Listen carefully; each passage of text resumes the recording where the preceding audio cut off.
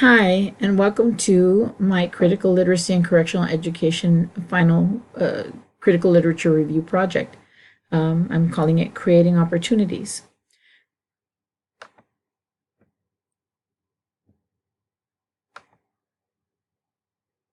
Now, the problem that I chose to focus on for my project was illiteracy and corrections. That is a topic that is frequently discussed in articles, in newspapers, in corrections. We're always talking about how the students come in with defective public education, you might say, and they can barely read and write, some of them. And how are we going to educate them so that they don't return to corrections? It has been found that standard literacy lessons are ineffective. There's constantly changing different types of lessons that they use in corrections. But so far, no real success has been demonstrated.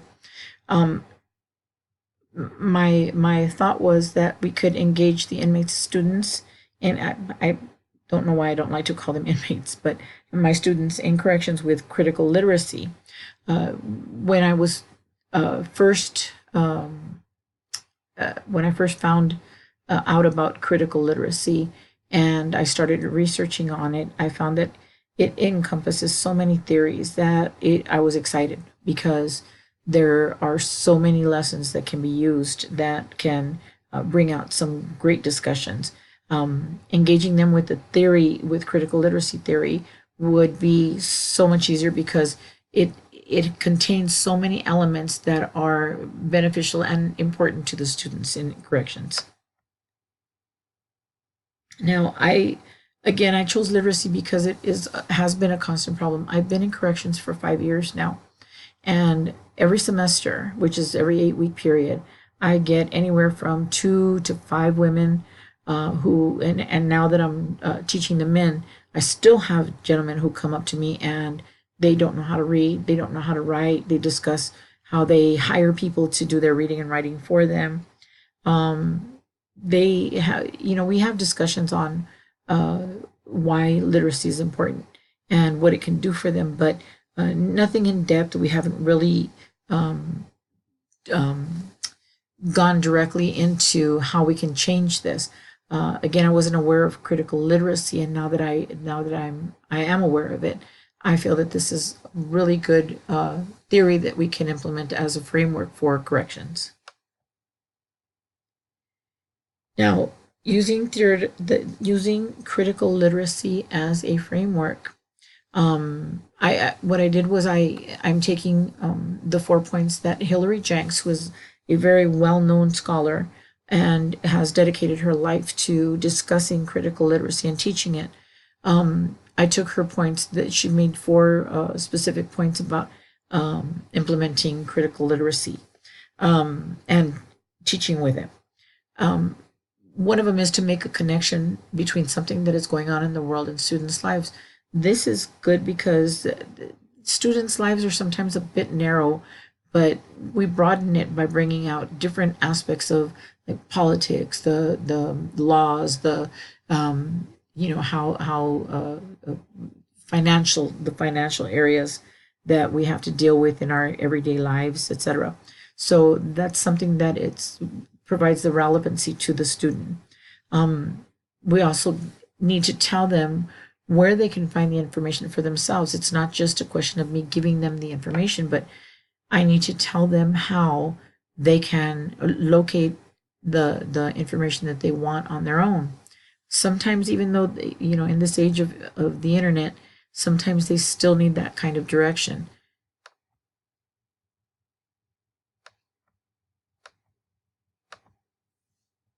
Okay. We also need to explore how the problematic is instantiated in text and practices. What in text shows that there is a problem? What gives them questions? What raises questions for them to discuss? How are they looking at it? What can we do to change things? These are all questions that can be brought up when we're looking at the text. We also need to discuss who benefits and who is disadvantaged.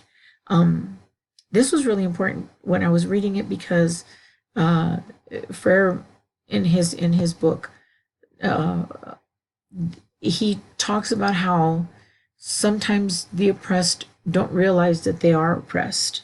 They want to remain in that position because it might be fearful to them. They might not realize that they are oppressed. They're satisfied with the status quo. So sometimes these critical literacy, I think, would change things in that they would need to look at their world in a different way. Now, the methods that I use to find articles and literature on critical literacy, I did keyword searches. I used academia.edu. I used, excuse me, I used um, help from our librarian, Ms. Dozier, and Ms. V. And I went through ResearchGate. I used Google Scholar. I used quite a few different search engines to try to locate articles. I was successful in finding many of them. Um, I have a collection of articles because I've been reading about education and corrections for quite some time now. And none of the articles that I found were the same ones that I've had in my collection. Because I'm now focusing on critical literacy, I was able to get some new information and some more up to date articles. They I found approximately 100 and a little over 100 articles, and they contain some excellent information. Now, what I did was I eliminated some of them because I wanted the articles to talk about critical literacy in adults. Many of the articles that I found and discarded were about critical literacy in in grade school, in public education, K through 12. And I needed something that was a little bit more relevant to my students. I also wanted to see if there were, scholarly application of the theory, and if were they successful. And I found information that indicated it was.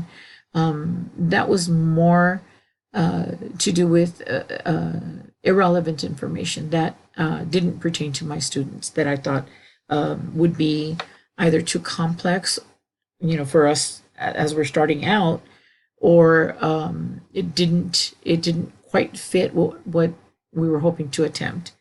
I also eliminated some older articles, but I kept some because I wanted to show how critical literacy has evolved over the years. It is not a new concept. I didn't realize that it's been in existence for quite some time.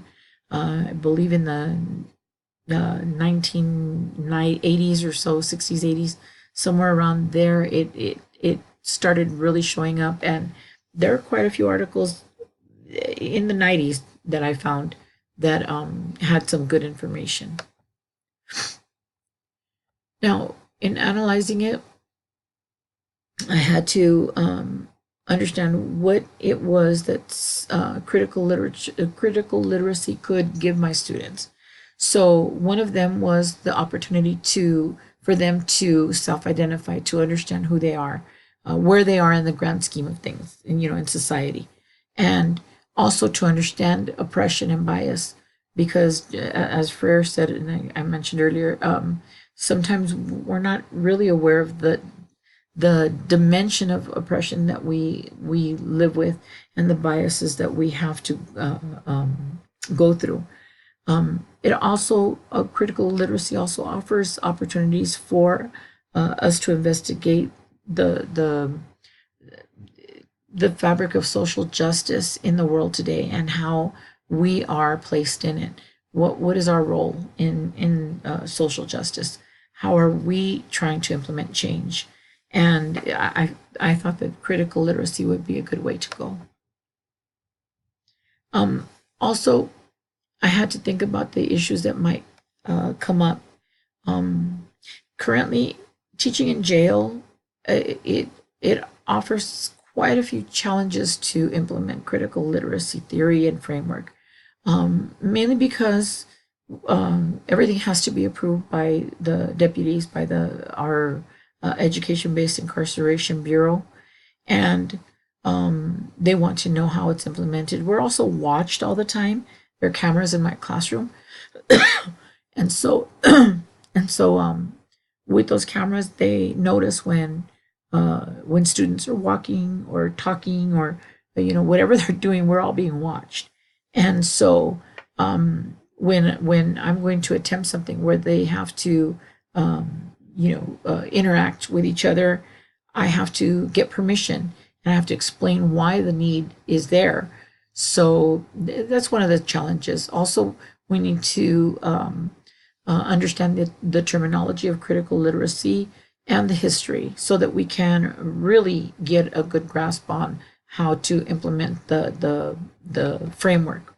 I also need to find text that we can deconstruct and analyze, and more specifically that are related to the students' cultures and knowledge. Prior knowledge is very important in critical literacy because the student has to find the relevancy in their lives.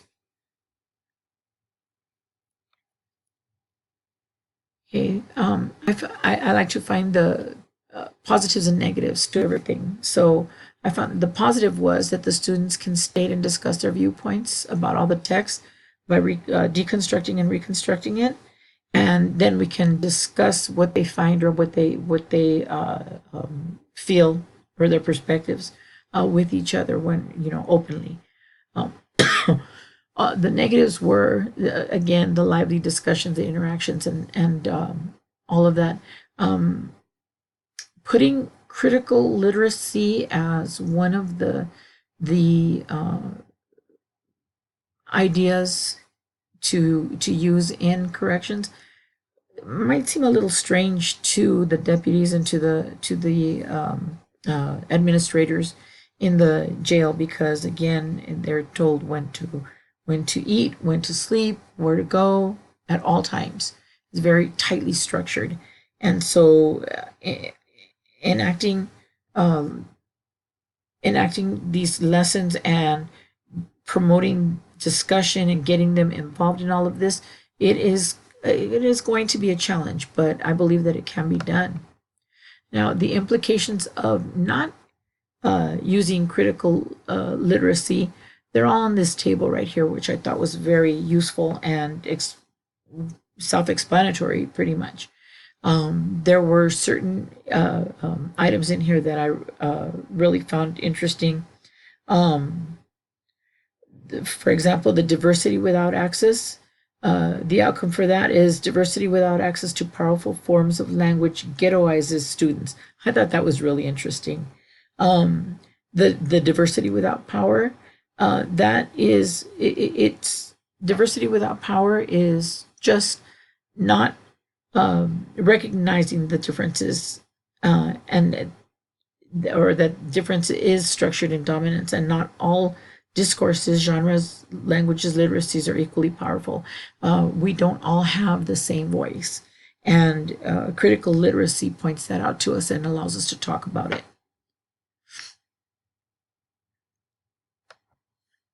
Now, the two sources that I used just for this presentation were from Hilary Jenks. Again, she's a very well-known researcher, and Dr. Jenks is from Australia. And I used the work from Cynthia McDaniel. I believe she is in San Diego, which was really interesting to me. I think she's with the University of San Diego. But both of these papers were fascinating, and I believe that they are going to continue to be a good source of information for me. Thank you for watching this, and thank you for your patience. I look forward to watching all of yours. Thank you.